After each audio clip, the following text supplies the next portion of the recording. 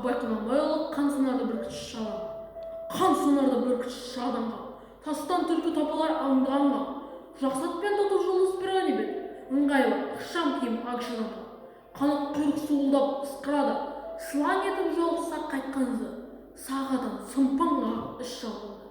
Бүркітші тау басында, қауыш ойда, іздің бетін түзетіп аңдағанды, томағасын тартқанда бір қырынан, қанды көз қайқанға шыспанға, көре тұра қалада қашқан тұрды, құтылмасын білген соң құр қашқанға, аузын ашып қоқақтап тісін қайрап, ол да талас қылады шыбын жаққа. Қызық көрер көңілді болсаңшылар, шабар жерін қарамас жығылғанға, қырық пышақпен қыржындап тұрған түлкі, олдағы осау жау емес қаңпанға, 8 айда қолында көз аудармай, батырды аяғылмай ертеңніңға.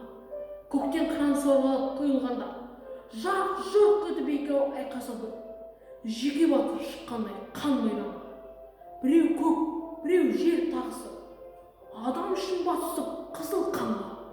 Қар әппақ, бүркіт қара, түлкі қызыл, ұқсайды қасы сасыл шомылғанға. Қара шашын көтеріп екі шылтап, ол да бүлк-бүлк етпей ме сипанғанда. Әппақ ет, қып-қызыл бет, жау-жалаңаш, қара шашы қызыл түсті жасырған. Күйеу ер қалыңдығы сұлу болып, бейне ұқсар тар төсекте жолғасқанға. Арт жағынан жауырыны бүлкілдейді, қыран бүктеп астына дәл басқанда.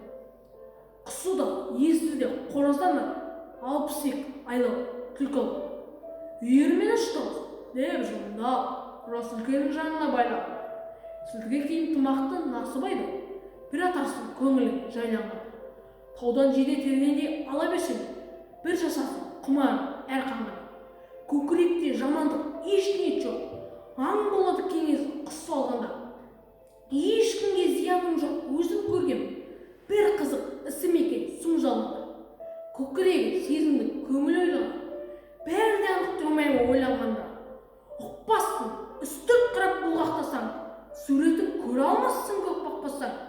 Көлеңкесі түседі көкейіне, әр сөзін бір ойлап салмақтасаң. Мұны ұқса жігіттердің аң шоқ